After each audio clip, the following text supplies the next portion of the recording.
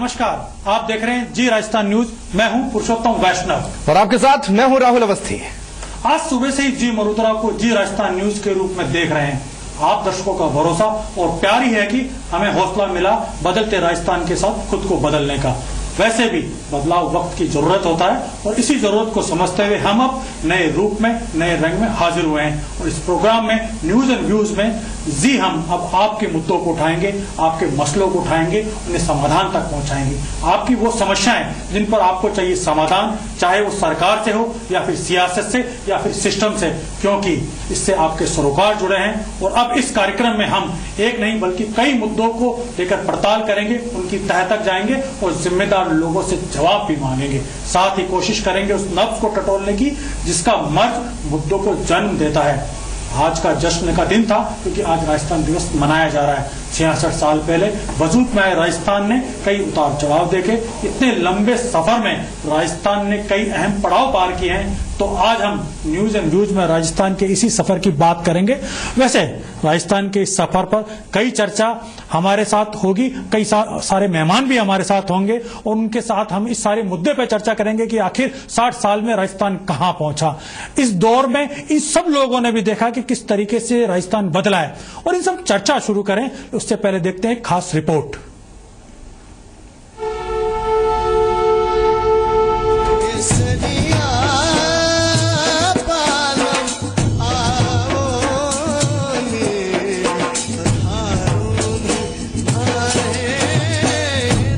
राजस्थान सिर्फ अपनी समृद्ध विरासत पर ही नहीं, अपने वर्तमान पर भी गर्व कर रहा है।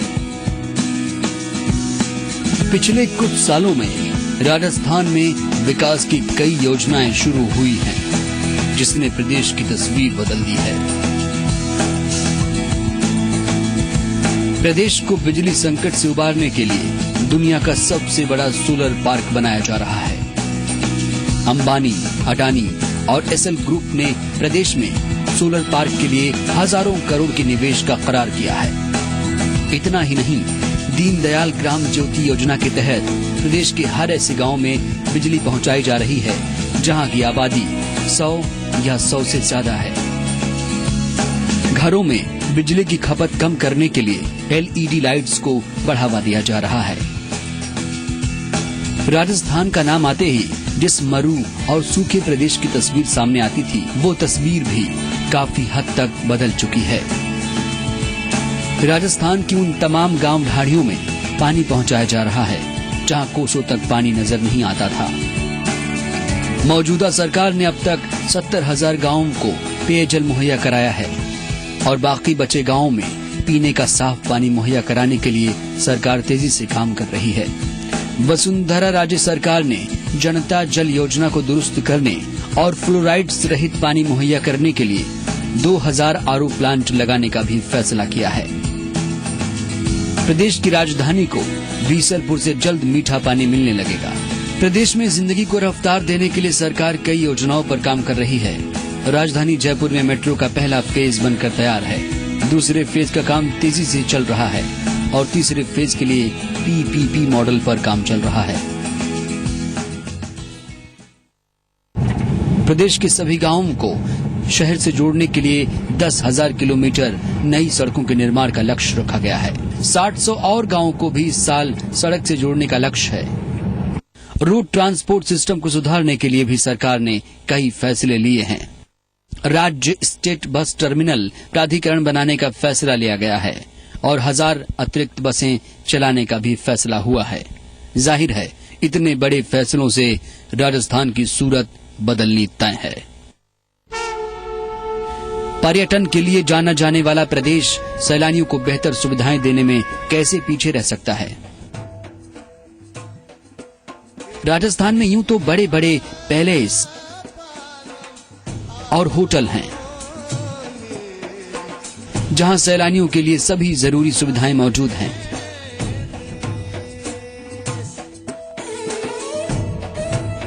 लेकिन आम लोगों को पर्यटन से ज्यादा रोजगार मिले, इसके लिए सरकार ने कई फैसले लिए हैं।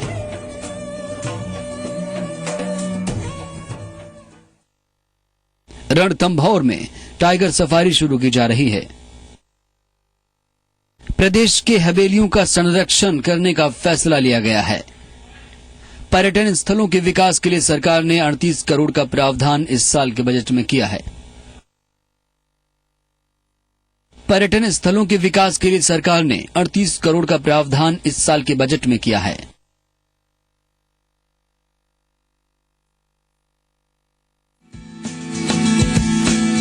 प्रदेश के किसानों पर इस बार बेमौसम बारिश और ओलावृष्टि की मार पड़ी है। प्रदेश सरकार उन्हें पर्याप्त मुआवजा देने के लिए नियमों से आगे बढ़कर काम कर रही है।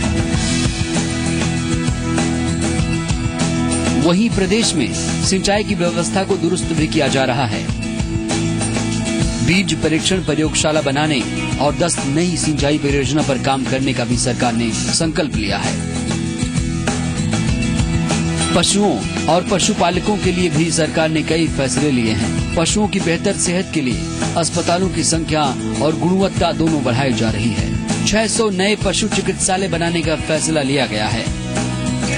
यानी राजस्थान कर रहा है चौतरफा तरक्की। प्रदेश की इस तरक्की में भागीदार बन रहा है जी मीडिया। ब्यूरो रिपोर्ट जी मीडिया। तो आज 66 साल का हो गया राजस्थान, और इस 66 साल के सफर में जो लोग हम सफर रहे या जिन लोगों ने इस 66 साल के सफर को पार करने में अपनी तरफ से योगदान दिया, आइए न्यूज एंड व्यूज में उन्हीं से चर्चा करते हैं कि आखिरकार राजस्थान 66 साल में कहां पहुंचा और कैसे पहुंचा। इस चर्चा के लिए मेरे साथ 4 खास मेहमान हैं। मेरे साथ हैं ओंकार सिंह जी लखावत साहब, जो कि राजस्थान धरोहर पदोन्नति प्राधिकरण के अध्यक्ष हैं। राज्य सरकार की तरफ से प्रदेश की धरोहर को बचाने की जिम्मेदारी है इनकी। मेरे साथ हेमजीत जी मालू हैं, जो कि राजस्थानी संस्कृति, राजस्थानी कला और राजस्थानी संगीत को बचा रहे हैं के अध्यक्ष हैं। राज्य सरकार की तरफ से प्रदेश की धरोहर को बचाने की जिम्मेदारी है इनकी। मेरे साथ हेमजीत जी मालू हैं, जो कि राजस्थानी संस्कृति, राजस्थानी कला और राजस्थानी संगीत को बचा रहे हैं, उनको प्रोत्साहन दे रहे हैं और कोशिश कर रहे हैं कि जिंदा रहे। मेरे साथ नंद भारद्वाज साहब, जो कि इतिहासकार हैं, साहित्यकार हैं, रोशनी डालेंगे कि कैसा रहा ये सफर।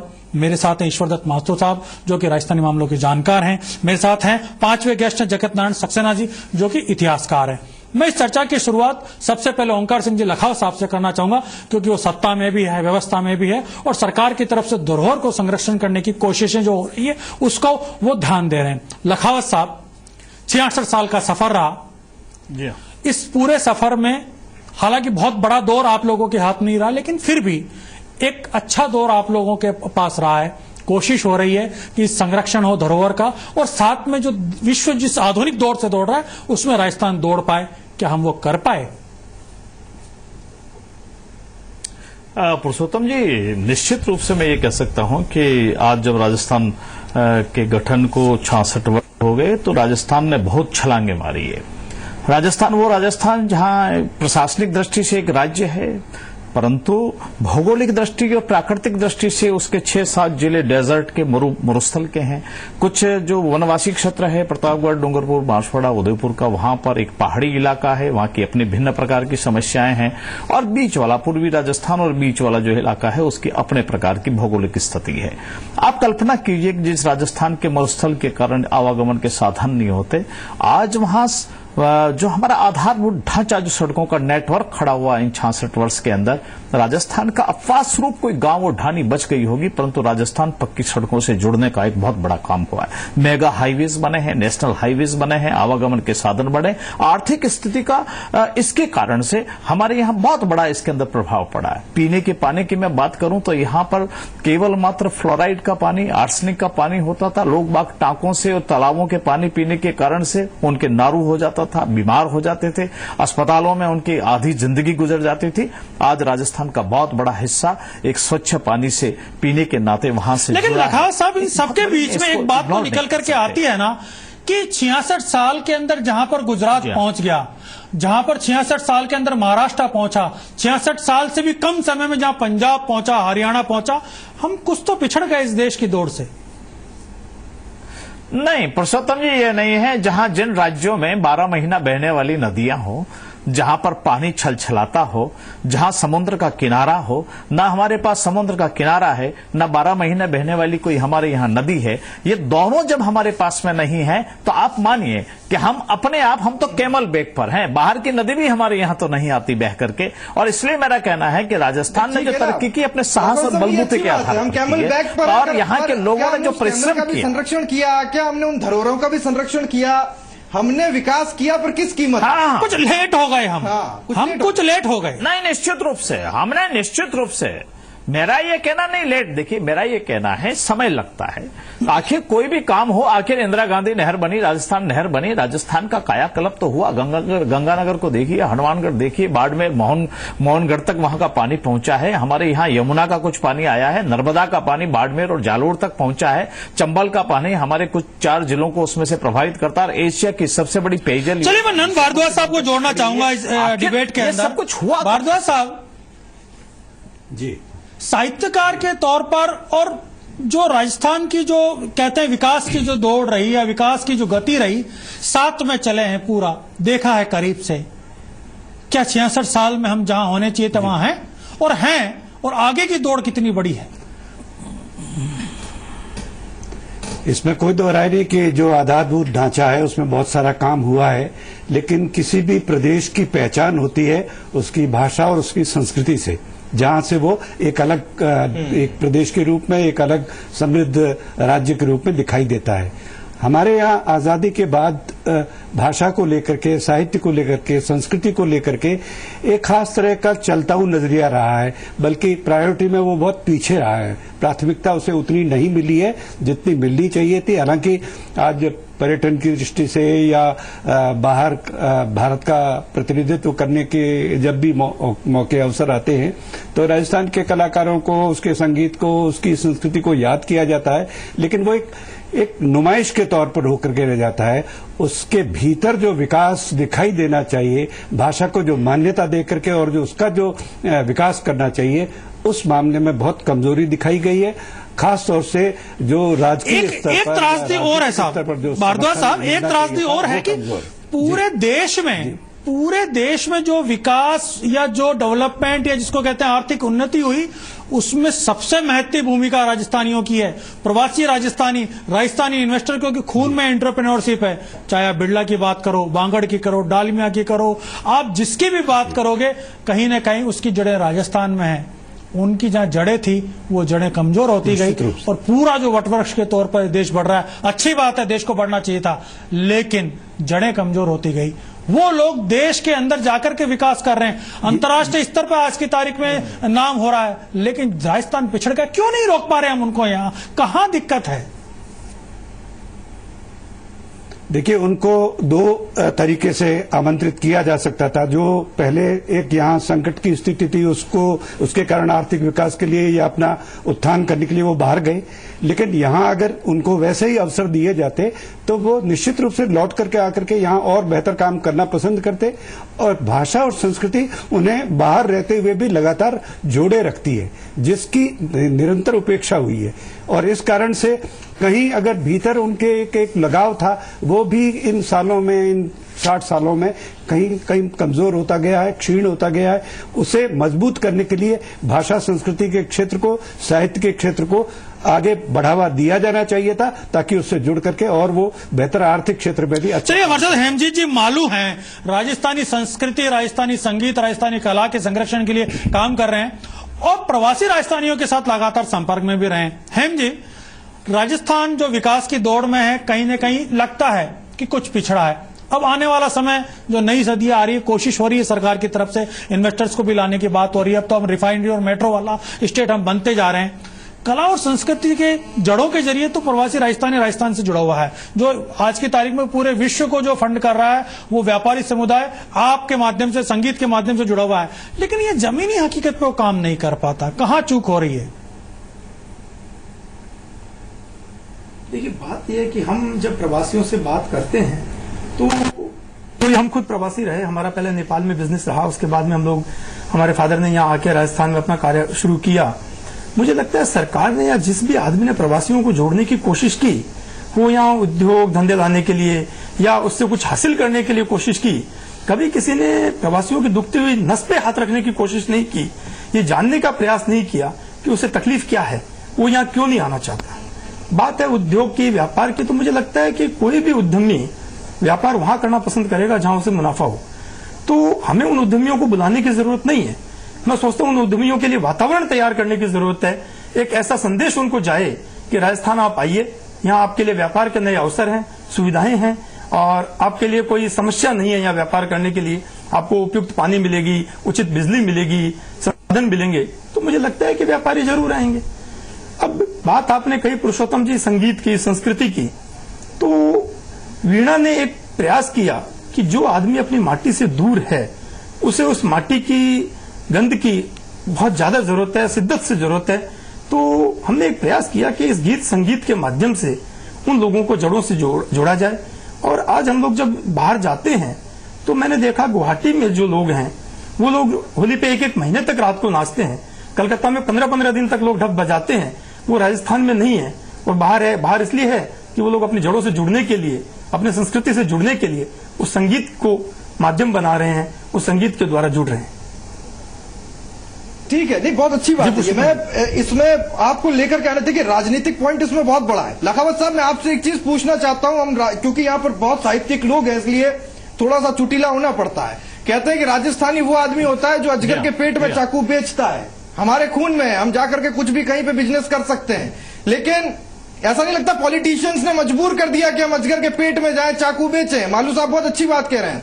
गुवाहाटी जहां पर ना रोटी थी ना उस तरह की संस्कृति थी, बावजूद इसके हमको जाना पड़ा, हमको पहाड़ों पे चढ़ के वहां जाकर के अपने बिजनेस को स्थापित करना पड़ा। मौजूद सवाल तो ये है कि गए क्यों राजनीतिक रूप से? और अब चले गए तो राजस्थान की जो धरती है उन्हें को ऐसा माहौल नहीं बना पा रही कि वो यहाँ लौट के आए और यहाँ की धरती को आपने मुझसे विकास दे। पूछा है।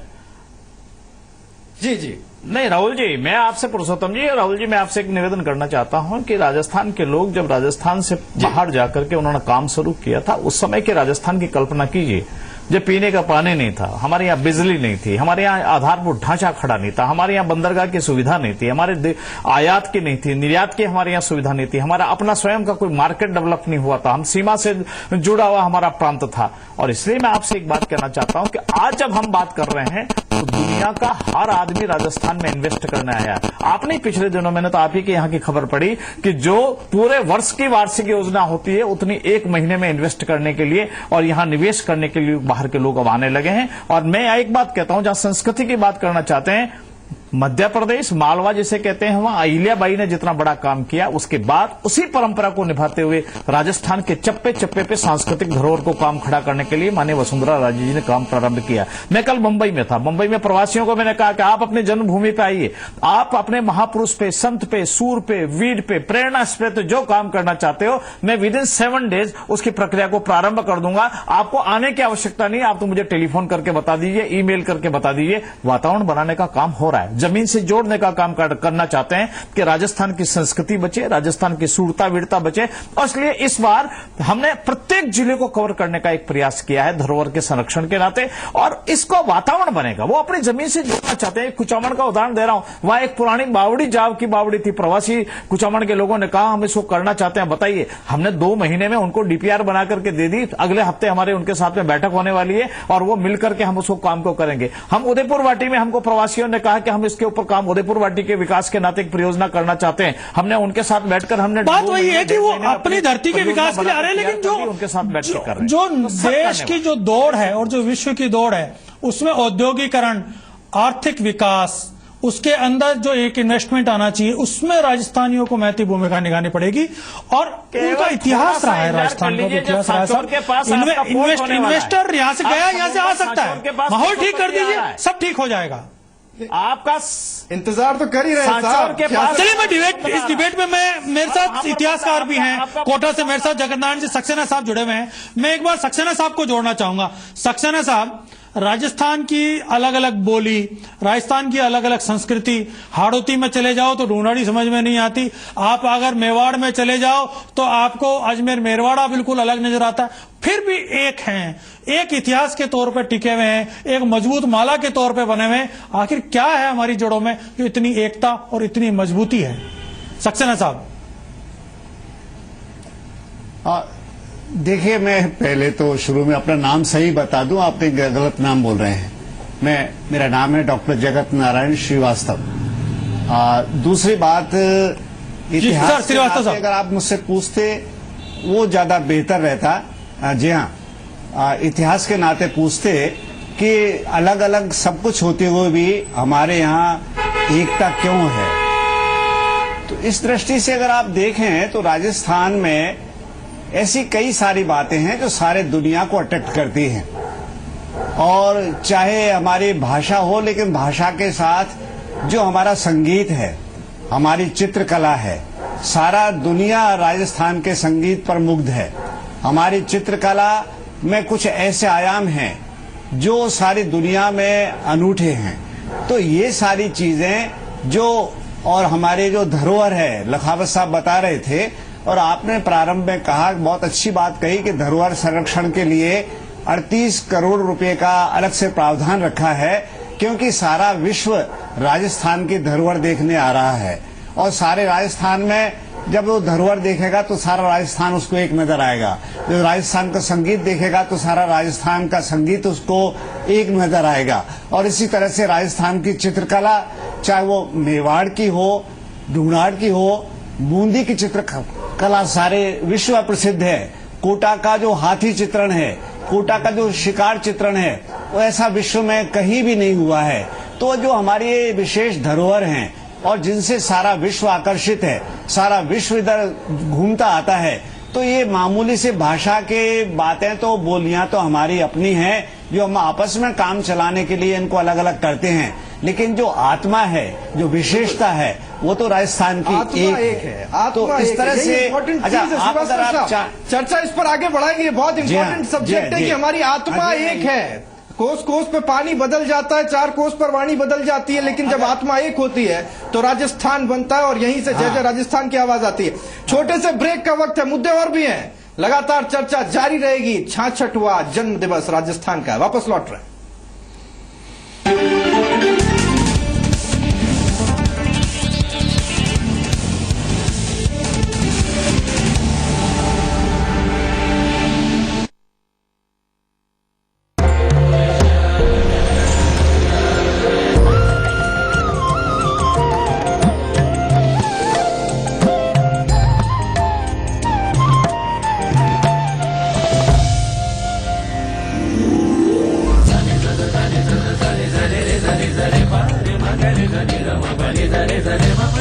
Welcome to Odisha, the soul of incredible India. Scenic, serene, sublime. अपनों को दीजिए शुद्ध से बढ़कर सेहतमंद पानी। एक्वागार्ड, पानी को शुद्ध से बढ़कर सेहतमंद बनाए। तभी 1.5 लाख से भी ज्यादा डॉक्टर्स इस्तेमाल करते हैं सिर्फ एक्वागार्ड, पानी का डॉक्टर। कॉल करें आज ही 093-3988-3333। सभी प्रदेशवासियों को राजस्थान दिवस की हार्दिक शुभकामनाएं।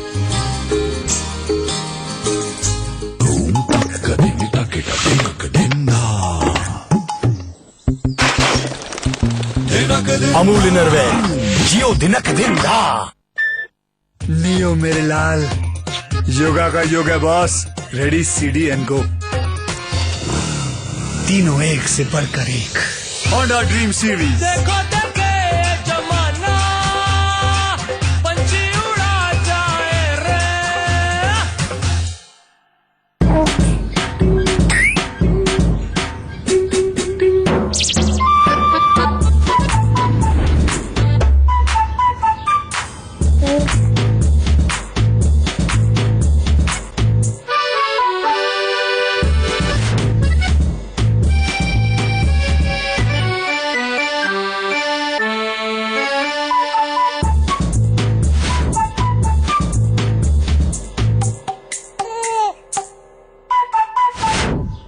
प्यार में ना हो दूरी और बच्चे की देखभाल भी पूरी तो इसके लिए क्या है जरूरी?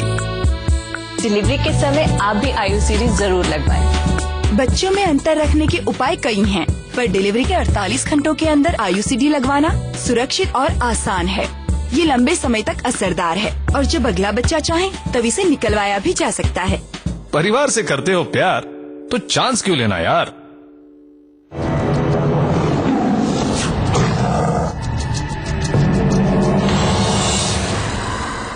शेर वही जो शेरा कॉमेट पहने। आशीष ग्रुप जयपुर में फागी रोड पर लेकर आए हैं आकृति enclave, JDA approved residential township, सभी मूलभूत सुविधाओं के साथ एक संपूर्ण आवासीय योजना। कॉन्टैक्ट आशीष ग्रुप 9314111144। इतने से पर है और तू मुझे कितना उड़ा रहा है? मैं तो बस चिल कर रहा था। इन कपड़ों में ऐसे चिल नहीं रे बाबा, बाहर आ जा और इन कूड़ा चल।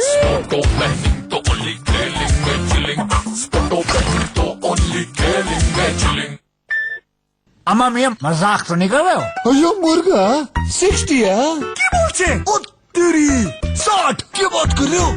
60 ये रिएक्शन होंगे आप लोगों के जब मैं आपको बताऊंगा कि होंडा के सारे स्कूटर्स 60 किलोमीटर पर लीटर की माइलेज देंगे। सा लग रहा है यूं चंचल ये उड़े पवन, यूं ही चलते रहे हम। कहा था ना मैंने।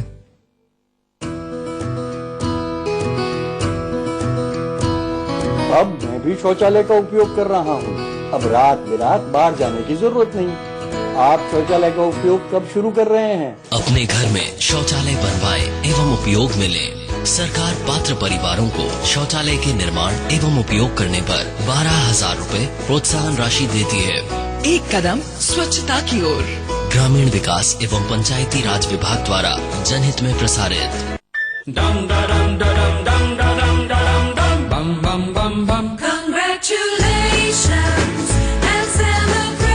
When nice guys step up in life, there's no envy, there's only joy. Step up in power, comfort and style. New Activa 125. Step up. विकास की ओर अग्रसर नगर विकास न्यास कोटा लेकर आए हैं 3 आवासीय योजनाएं। गोविंद नगर विस्तार आवासीय योजना, कैलाशपुरी विस्तार आवासीय योजना एवं शहीद भगत सिंह आवासीय योजना धदाना। आवेदन जमा कराने की अंतिम तिथि 15 अप्रैल। अधिक जानकारी के लिए संपर्क करें नगर विकास न्यास कोटा।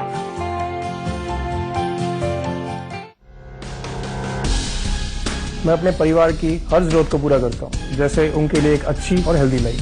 फिर सोचता हूँ कि जब हम सब कुछ खुद ही करने के लायक हैं तो हम LPG सब्सिडी क्यों लेते हैं, जबकि यही पैसा कमजोर वर्ग को बेहतर हेल्थ सर्विसेज देने में मदद कर सकता है। क्यों ना हम जैसे सशक्त परिवार LPG सब्सिडी को छोड़ के अपने देश को भी सशक्त बनाएं। हमारी तरह आप भी LPG सब्सिडी को ना कहें और देश को आगे बढ़ाने में भागीदार बनें।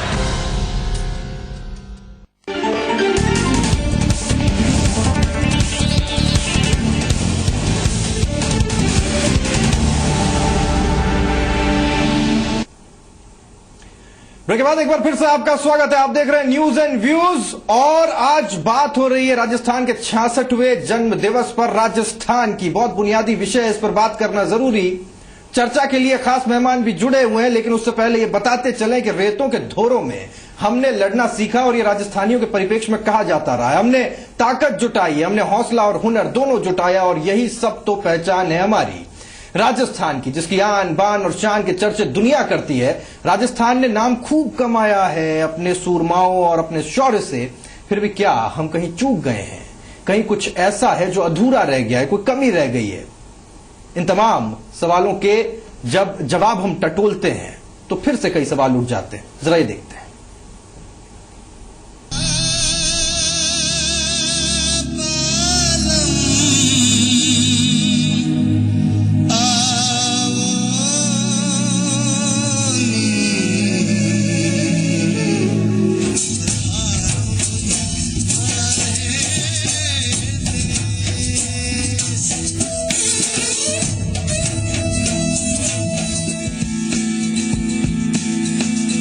रेगिस्तानी जमीन और तपती धरती होने के बावजूद भी भारत का सबसे बड़ा राज्य,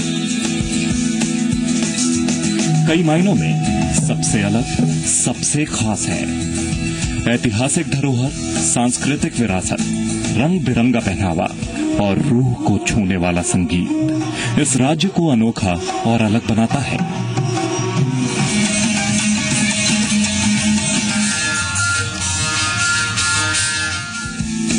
शायद इसीलिए जो यहाँ एक बार आता है वो यहाँ का ही होकर रह जाता है।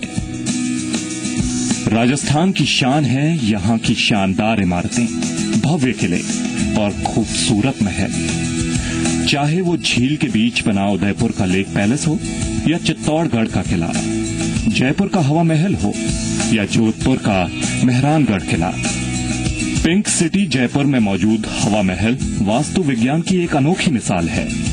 तो उदयपुर का सिटी पैलेस पर्यटकों का ही नहीं बल्कि इतिहासकारों की भी पहली पसंद है। राजस्थान की इमारतें यहाँ की ऐतिहासिक विरासत और शानो शौकत का एहसास कराती हैं। ये प्रदेश धार्मिक विविधता और समरसता की भी झांकी पेश करता है। पुष्कर में मौजूद विश्व का एकमात्र ब्रह्मा मंदिर इसी राज्य में है। 2000 साल पुराने इस मंदिर को बिजनेस टाइम ने विश्व के 10 प्रमुख धार्मिक स्थलों की सूची में शामिल किया। वहीं अजमेर में बनी मोइनुद्दीन चिश्ती की दरगाह पर रोज हजारों जायरीन मन्नत मांगने आते हैं। संगमरमर से बनी इस दरगाह से शायद ही कोई खाली हाथ लौटता हो।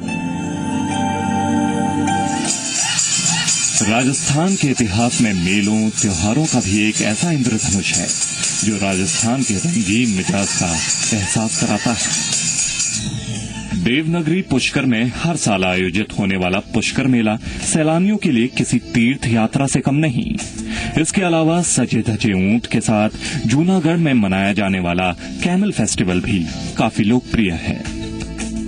अगर राजस्थान की ग्रामीण संस्कृति की झलक देखनी हो, नागौर मेला इसकी खूबसूरत झांकी पेश करता है।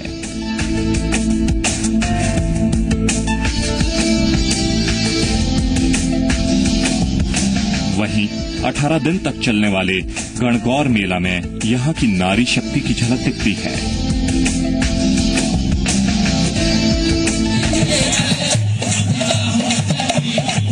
नृत्य और संगीत का जिक्र किए बिना राजस्थान की बात अधूरी है।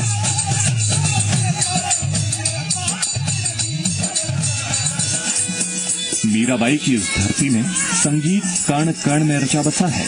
रूहानी सुर, स्थानीय वाद्य यंत्र और माटी की महक समेटे गीत प्रदेश को अलग पहचान देते हैं। जयपुर का पुष्कर देवों का घर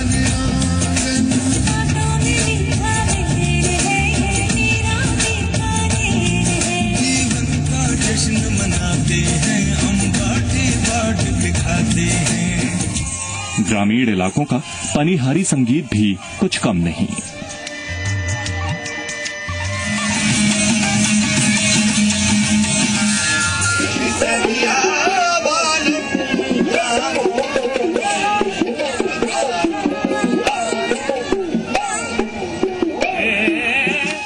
वहीं घूमर, कालबेलिया और कठपुतली डांस राजस्थान की पहचान है।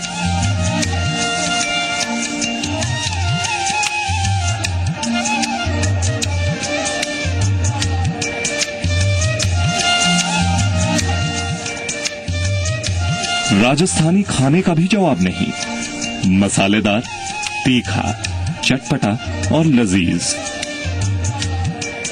यहाँ की खासियत है बीकानेर भुजिया, मिर्चा बड़ा, दाल बाटी चूरमा, बाजरे की खिचड़ी, गट्टे की सब्जी और दाल के बने पापड़। वहीं अलवर के कलाकंद, जोधपुर की मावा कचौड़ी और झालर पाटन की फीनी दुनिया भर में मशहूर है। राजस्थान के पहनावे से इस प्रदेश के रंगीलेपन का एहसास होता है। रंग बिरंगी पगड़ी राजस्थान के पहनावे का अहम हिस्सा है, जिसको पहनने का अंदाज भी हर 15 किलोमीटर पर बदल जाता है। वहीं राजस्थानी साड़ी, घाघरा और बांधनी दुनिया भर में पसंद की जाती है। इसके अलावा मूछें तो यहाँ की शान है। यहाँ की सांस्कृतिक विविधता का तो एक छोटा सा नमूना भर है। इस प्रदेश ने जितने रंग छिपा रखे हैं उसे शब्दों में बांधना मुश्किल है। बस इतना ही समझिए कि इस राज्य को यूं ही रंगीलो राजस्थान नहीं कहते। ब्यूरो रिपोर्ट, जी मीडिया। तो कितना रंग रंगीला, कितना सजीला, कितना सुरीला और कितना स्वाद भरा है मेरा राजस्थान। 66 साल का सफर बड़ा होता है, दौड़ भी हम लगा रहे हैं, लेकिन कहीं कुछ प्रकृति की मार कीजिए, कहीं कुछ कह दिए कि ईश्वर का प्रकोप, क्योंकि कभी हम अकाल से जूझते हैं और कभी हम अनावश्यक आई बाढ़ से जूझते हैं, लेकिन फिर भी राजस्थानी खड़ा है, मुस्कुरा रहा है, गीत संगीत में रचा बसा है, अपना जो उसकी कला है उसको वो संरक्षण में लगा हुआ है। मेरे साथ में ईश्वरदत्त माथुर साहब जुड़े हैं, राजस्थानी मामलों के जानकार हैं, बहुत काम किया है राजस्थान के लिए, राजस्थानी भाषा के लिए। मैं माथुर साहब को जोड़ना चाहूंगा। ईश्वरदत्त साहब, राजस्थान के पास सब कुछ है, हमारे पास झीलें हैं, हमारे पास रेतीले धोरे हैं, हमारे पास माउंट आबू जैसा एक रमणीय पहाड़ी स्थल है, सब कुछ हमारे पास है, इतना रिच है। पर्यटन की दृष्टि से कहें, पर्यटकों की दृष्टि से कहें तो जयपुर और जोधपुर, जैसलमेर क्या नहीं है हमारे पास। लेकिन पर्यटन वाला जो पार्ट है उसमें भी जो स्पीड हमारी बननी चाहिए थी, जो हमारी पहचान बननी चाहिए थी विश्व समुदाय के अंदर, उसमें थोड़ा हम रुके हैं। कहीं हमारी तरफ से कोशिशों में कमी है क्या? बिल्कुल ठीक कहा पुरुषोत्तम जी आपने। मुझे लगता है कि जो कुछ हमारे पास है, मैं समझता हूं विश्व में किसी के पास नहीं है, पर मुझे लगता है कि हम अपनी मार्केटिंग ठीक से नहीं कर पाए। और सबसे बड़ी बात तो ये है कि हम अपनी भावी पीढ़ी को संस्कार नहीं दे पाए, उन्हें हम क्या हैं इस चीज का एहसास नहीं करा पाए। और अगर ऐसा कुछ होता तो शायद आज ये नौबत नहीं आती। ऐसे आयोजन महज सरकारी आयोजन बन जाए और उसमें आम जन का जुड़ाव ना हो, तो आम जन को कैसे मालूम पड़ेगा कि हम क्या थे और हम क्या हैं। ये ऐसा प्रांत है जिसमें 7 वार और 9 त्योहार हैं, इतना समृद्ध है। और जैसे आपने अभी अभावों की बात की थी, तो अभावों को सिर्फ यहाँ का संगीत, कला और संस्कृति और संस्कार यही भुलाते हैं। पर्यटन के क्षेत्र में निश्चित रूप से हम इतने समृद्ध हैं, मैं सोचता हूँ कि हमारी नीतियों में अभी और भी कुछ इजाफा करना चाहिए। और भी अभावों को सिर्फ यहाँ का संगीत, कला और संस्कृति और संस्कार यही भुलाते हैं। पर्यटन के क्षेत्र में निश्चित रूप से हम इतने समृद्ध हैं, मैं सोचता हूँ कि हमारी नीतियों में अभी और भी कुछ इजाफा करना चाहिए और भी उसमें कुछ नई बातें जोड़नी चाहिए ताकि लोग इससे आकर्षित हों। हम संगीत को, राजस्थानी संगीत का परचम तो फहराते हैं, लेकिन हमने उसको एक ड्राइंग रूम संस्कृति का अंग बना दिया। मेले ठेलों में ले जाकर उसको बहुत लाइटली हमने उसको ले लिया, उस कलाकार के दर्द को पहचानने की कोशिश नहीं की। आज भी गांव-गांव में ऐसे कलाकार हैं जो अभाव में जी रहे हैं, लेकिन वो किसी कवि ने कहा है कि रोए मन पर गाता जातू। वो कलाकार अपना दर्द छिपा के भी आपका मनोरंजन करता है। ये मैं सोचता हूँ कि ऐसी चीजों को देखना चाहिए। और राज अगर ये काम नहीं करेगा तो कौन करेगा? राज तो रखवाला है, राज ने वो संस्कार डाले नहीं, भावी पीढ़ी को देने की कोशिश। लेकिन जब अब कोशिशें होने लगी है, आप देखिए, अगर वर्तमान सरकार की बात करें तो कोशिश हो रही है, धरोहर के संरक्षण की भी हो रही है, कला और संस्कृति के संरक्षण की भी हो रही है। अभी कुछ दिनों पूर्व हम शेखावटी के दौरे पे जाकर के आए, राजस्थान की मुख्यमंत्री की वो पीड़ा हमें नजर आई जिसमें उन्होंने शेखावटी की हवेलियों के संरक्षण की आगे बढ़कर के देश के उद्योगपतियों से चर्चा करी और कोशिश प्रारंभ करी। लखावत साहब हमारे साथ जुड़े हुए हैं। लखावत साहब, राजस्थान की जितनी भी धरोहर जो कि पीछे छूट गई थी उन्हें आगे लाने की कोशिश कर रहे हैं, ये चीज बढ़ने लगी है। लेकिन अब क्या हमें इसमें और स्पीड बढ़ानी पड़ेगी? और सबसे बड़ी बात है, इसको क्या जन जन का आंदोलन बनाना पड़ेगा हमारे को? पुरुषोत्तम जी, मेरा ये कहना है कि राजस्थान की धरोहर बहुत समृद्ध है, उसको करना पड़ेगा। पर एक बात कहना चाहता हूं आज के अवसर पर, राजस्थान के अंदर जब पहला विदेशी हमला हुआ ना गजनी का, और सोमनाथ को लूटने गया, तो राजस्थान की धरती थी जहां गोगाजी चौहान ने और जो आज लोक देवता हैं उन्होंने मुकाबला किया। वो और उनके नाती पोती वहां शहीद हो गए, पर राजस्थान की वसुंधरा सरकार ने वो गोगाजी का एक मेमोरियल बनाया और इस बार उसका मास्टर प्लान बना के हम तिरुपति के तर्ज पर विकसित करने जा रहे हैं। जब मोहम्मद गोरी आया तो पृथ्वीराज चौहान ही राजस्थान चालू हुई मुकाबला किया था, पृथ्वीराज को वहां पर खड़ा क्या करने वाले हैं। नए बाबर आया तो राणा सांगाक ने उसका मुकाबला किया। और पर एक नई बात आज और कहना चाहता हूं आपके चैनल से, क्योंकि आज से ये आपका जी राजस्थान हो गया है।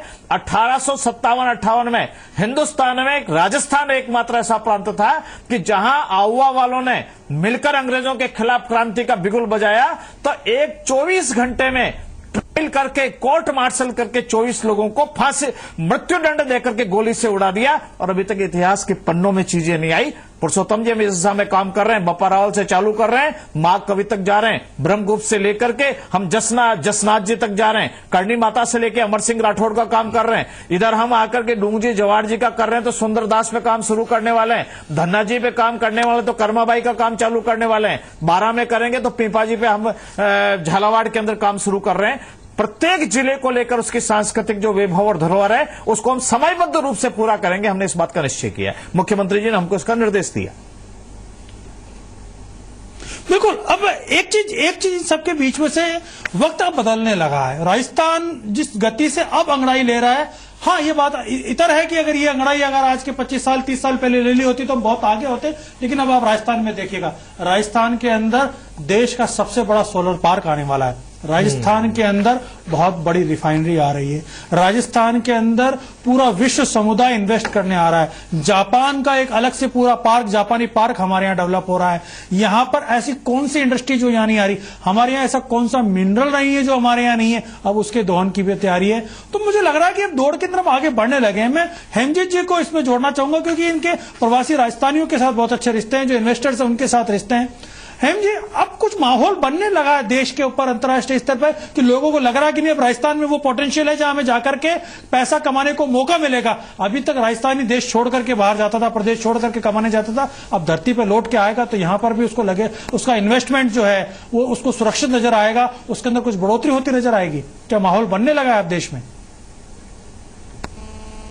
नहीं, निश्चित रूप से पिछले कुछ सालों में राजस्थान में विकास के नए नए द्वार खुले हैं, रिफाइनरियां बन रही है, मेट्रो यहाँ शुरुआत हो रही है, बड़े रोड बन रहे हैं, बड़े बड़े उद्योग धंधे लग रहे हैं। तो निश्चित रूप से मैं सोचता हूँ कि आने वाले जो वर्ष हैं वो राजस्थान के होंगे। जरूरत है हमें थोड़ा सा सबको कंधे से कंधा मिला के काम करने की। एक सरकार अकेली कुछ नहीं कर सकती। अगर हम आम आदमी जो राजस्थान हम सबका है, हम सब राजस्थान के हैं, अगर हम सब मिलकर इसके विकास के लिए काम करें तो मुझे लगता है कि वो दिन दूर नहीं जब राजस्थान देश के अग्रणी राज्यों में नंबर 1 पे होगा। एक बात मैं यहाँ शेयर करना चाहता हूँ आपके चैनल के माध्यम से, मुझे लगता है बहुत सारे लोगों को पता होगा। अभी विश्व की एक वेबसाइट ने एक सर्वे किया और उसमें पाया कि विश्व के जितने लोक संगीत हैं, लोक नृत्य हैं, उनमें सर्वश्रेष्ठ कौन सा है। और आप सबको जानकर एक खुशी होगी कि राजस्थानी लोक नृत्य घूमर दुनिया में 4थे नंबर पे आया है और हिंदुस्तान से एकमात्र नृत्य है। तो राजस्थान के लिए बड़े गौरव की बात है, राजस्थानियों के लिए एक बड़े सम्मान की बात है।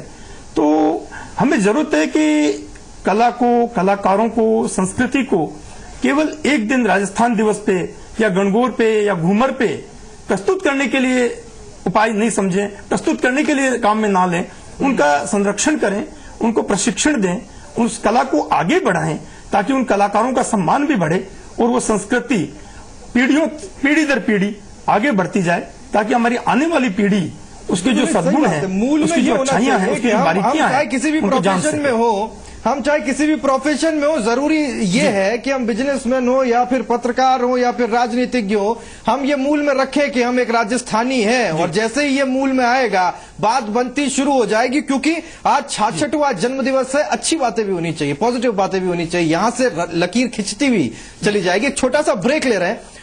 ब्रेक से जब लौटेंगे तो एक बहुत बड़ी बात, एक आवाज, बच्चा जन्मता है, साल 2 साल 4 साल 5 साल का होते होते उसको अपनी बोली भाषा, उसकी आवाज आ जाती है। दुख की बात है कि 66 साल बाद में भी राजस्थान की कोई अपनी बोली, कोई भाषा मान्यता नहीं दिला पाई। राजस्थान अभी भी अपनी आवाज के लिए तरस रहा। उस मुद्दे पे भी चर्चा करेंगे। अभी रुक रहे हैं छोटे से ब्रेक के लिए।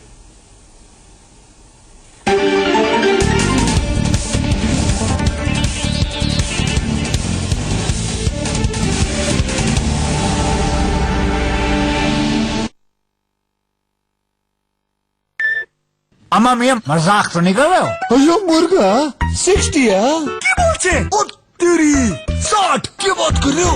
60 ये रिएक्शन होंगे आप लोगों के जब मैं आपको बताऊंगा कि होंडा के सारे स्कूटर्स 60 किलोमीटर पर लीटर की माइलेज देंगे। ख्वाब सा लग रहा है यूं, चंचल ये उड़े पवन, यूं ही चलते रहे हम। कहा था ना मैंने। सभी प्रदेशवासियों को राजस्थान दिवस की हार्दिक शुभकामनाएं।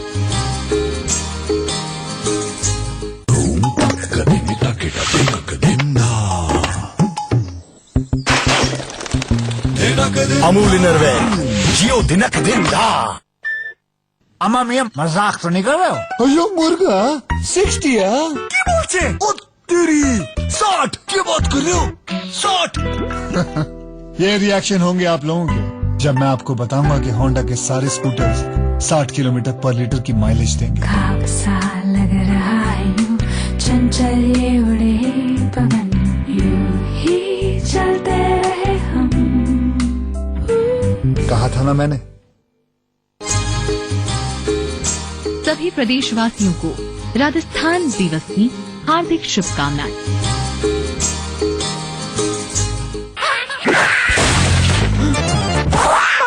मियां इतने से पर है और तू मुझे कितना उड़ा रहा है? मैं तो बस चिल कर रहा था। इन कपड़ों में ऐसे चिल नहीं रे बाबा। बाहर आ जा और इनको उड़ा चल।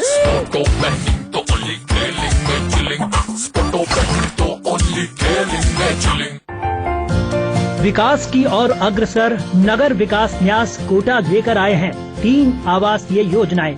गोविंद नगर विस्तार आवासीय योजना, कैलाशपुरी विस्तार आवासीय योजना एवं शहीद भगत सिंह आवासीय योजना भदाना। आवेदन जमा कराने की अंतिम तिथि 15 अप्रैल। अधिक जानकारी के लिए संपर्क करें नगर विकास न्यास कोटा।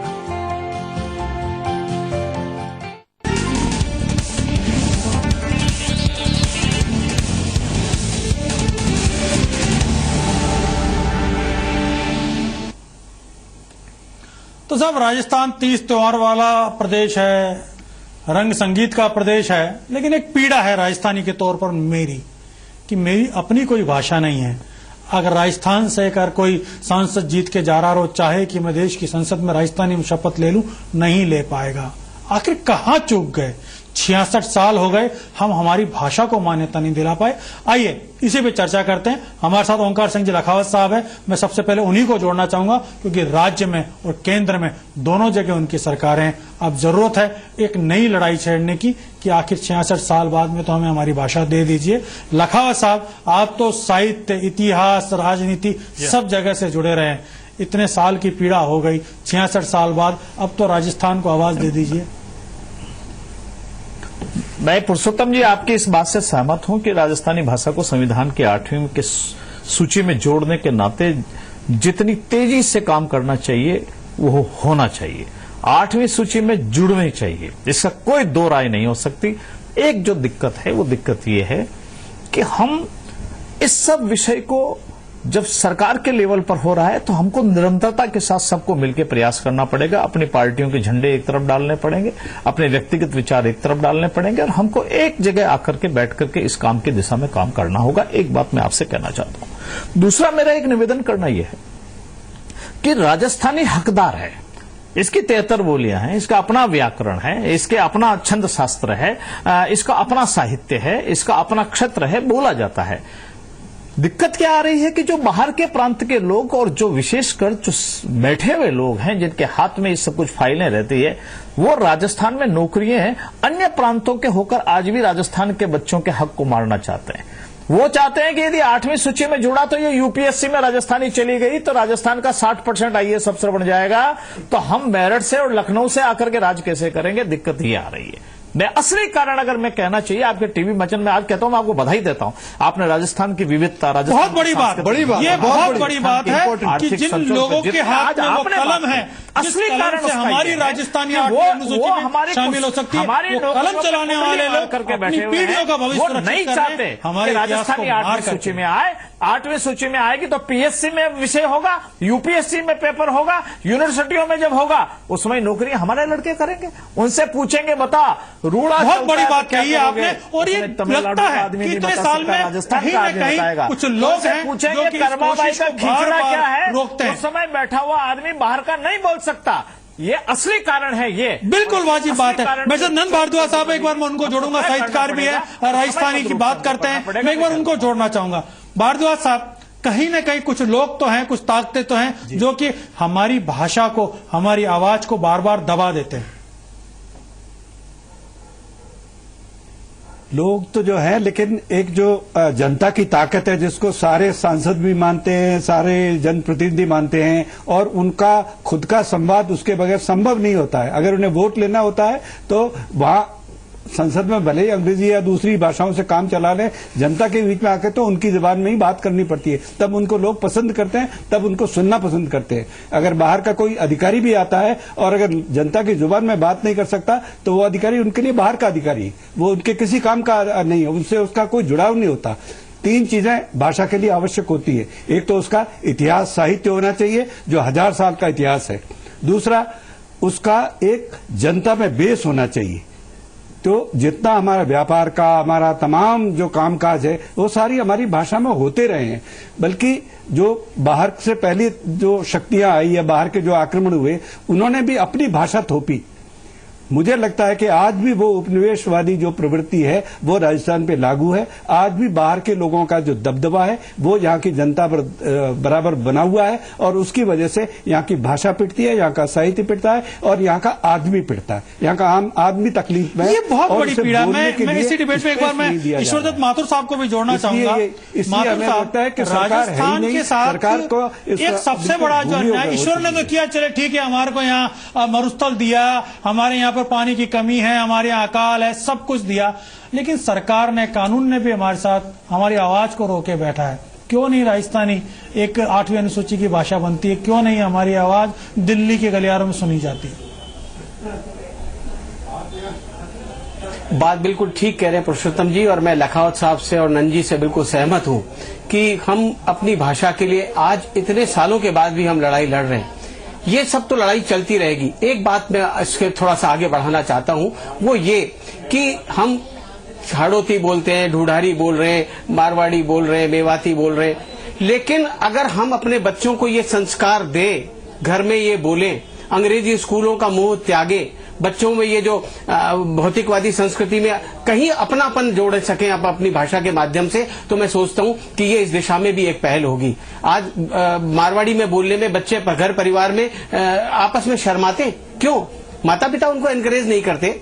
दादी के सामने अगर कोई बुजुर्ग आदमी घर में है और वो मारवाड़ी बोलता है तो बच्चे कहते हैं, बाबा जी थे तो कमरा में चल जाओ, नहीं तो बार माँ की शान बिगाड़ोला। ऐसा नहीं होना चाहिए। इस बात को हम तभी बढ़ा पाएंगे जब हम अपने बच्चों को ये संस्कार दें कि बच्चों अगर जमीन से जुड़े रहना है तो अपनी भाषा से जुड़े रखें। बाकी जो स्तर पर प्रयास हो रहे हैं, जो सरकारी स्तर पर प्रयास हो रहे हैं, जो सब लोगों के प्रयास हो रहे हैं, वो तो होने ही चाहिए। और ये हम किसी से याचना नहीं कर रहे, ये हमारा हक है। जब और भाषाओं को मान्यता है तो राजस्थानियों को क्यों नहीं? जब एक तरफ हम ये कहते हैं कि आर्थिक क्षेत्र में हम सिरमौर हैं, हम संस्कृति में सिरमौर हैं, तो फिर भाषा में हम कहाँ कमजोर हैं? भाषा तो उनसे ज्यादा समृद्ध है। आज राजस्थानी का कोई सानी नहीं है। ऐसा साहित्य हमारे यहाँ है जिसके बारे में मैं क्या वर्णन करूं, आप सब जानते हैं। हेम जी हमारे साथ, हेम जी हर साल बड़ा सम्मेलन करते हैं, हमें हर साल लगातार प्रदेश के सांसदों को जगाने की कोशिश करते हैं दिल्ली में एक कॉन्फ्रेंस करके। हेम जी, ये लड़ाई आपकी जो संगठन है वो लड़ रहा है लगातार। आप तो हर साल दिल्ली के अंदर एक बहुत बड़ी कॉन्फ्रेंस करते हैं, इस चीज को लेकर पूरे सांसदों को, सारे नेताओं को बुलाते हैं। आखिरकार क्या लोगों की तरफ से सफाई है, क्या इनकी तरफ से एक्सक्यूज निकल करके आता है कि भैया कहाँ दिक्कत आ रही है राजस्थानी को 8वीं अनुसूची में शामिल करने में? जी पुरुषोत्तम जी, क्या पिछले काफी समय से ये लड़ाई लड़ी जा रही है। राजस्थानी लोग बहुत सहनशील लोग हैं, आत्मसम्मान वाले लोग हैं, और मुझे लगता है संयमी कहें या कहें परस्पर सद्भाव वाले लोग हैं। अब मुझे लगता है कि उस सब चीजों को छोड़ के तो मैं नहीं कहता हूं, लेकिन उन सब चीजों से ऊपर, जब भगत सिंह ने एक बार एक बात कही थी कि बहरों को सुनाने के लिए ऊंची आवाज की जरूरत होती है, तो मैं कहता हूं आज राजस्थानियों एक हो जाओ। इस संसद को जगाने के लिए एक बड़े आंदोलन की जरूरत है, और जिस दिन वो आंदोलन हो जाएगा, मैं कहता हूं अगले दिन राजस्थानी भाषा को मान्यता मिल जाएगी।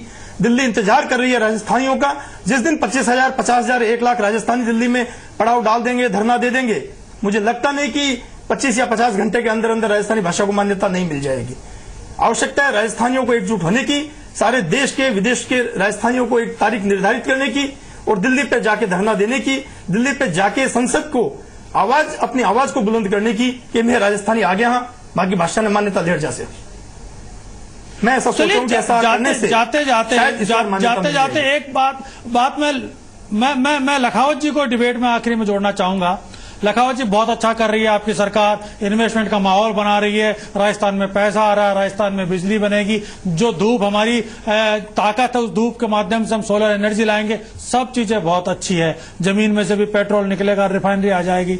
हमारी जो आवाज है उसके लिए एक कमिटमेंट आपकी पार्टी, क्योंकि राजस्थान में भी है और दिल्ली में भी आपकी सरकार है, अब एकजुट होकर के सारे सांसद राज्यसभा और लोकसभा के मिलकर के राजस्थान के सारे मंत्री विधायक एक सुर में आवाज उठा करके कहें कि भैया अब जाकर के 66 साल बाद में तो हमें हमारी भाषा दे दो। पुरुषोत्तम जी, हम एकजुट होकर, एक मुखी होकर के हमने तय किया है कि निश्चित रूप से ये हमारी आत्मा है, हमारे राजस्थान के जनजीवन का जुड़ा हुआ विषय है, इसकी अस्मिता का जुड़ा हुआ विषय है। ये तो राजस्थानी है जी, जहां ये कह दिया इलान देनी अपनी हलरी हुलराए पूत सिखावे पालन मरण बढ़ाई बाय। ये कौन कहता है बच्चों को? हम तो 1 साल वाले को भी हलरिया देकर कहते हैं कि देश के लिए मरना बड़ी बात है। ये राजस्थानी भाषा है और निश्चित रूप से आपने जो आज बात कही है, मैं आपकी भावना का आदर करता हूं, सम्मान करता हूं और मेरा दायित्व समझता हूं। मैं दायित्व बोझ से पीछे नहीं हटना चाहता, मैं उस दायित्व को निभाने के सबको साथ लेकर के हम प्रयास करेंगे और हम उम्मीद करते हैं एक दिन आपका चैनल केवल इस विषय को लेकर के एक बात करे, इस डिबेट को प्रारंभ करे, शायद हम सब लोग होकर एक मुखी होकर इस समय आगे बढ़ेंगे। क्षेत्र में तो आपको ज्यादा सोचने की जरूरत नहीं है, सब आप ही के हैं। चलिए, ये वो जगह है, ये वो धरती है जहां राम राम सा कहना भी सांप्रदायिक नहीं होता है। हमारी एकजुटता, हमारी अखंडता बनी रहे। और जैसा कि मालू साहब कह रहे थे कि हम संसद के बाहर अगर पहुंचकर तेजी से चिल्ला देंगे तो काम हो जाएगा। उम्मीद ये करते हैं कि ऐसा हो। चलिए, लेट ही सही, लेकिन लंगड़ाई है और ले ली है राजस्थान ने। विकास की दौड़ भी दौड़ेगा और अपनी जड़ों से भी जुड़ा रहेगा। देश आगे बढ़ेगा और उसके साथ राजस्थान आगे बढ़ेगा। आज न्यूज एंड व्यूज में इतना ही। धन्यवाद। देखते रहिए जी राजस्थान न्यूज।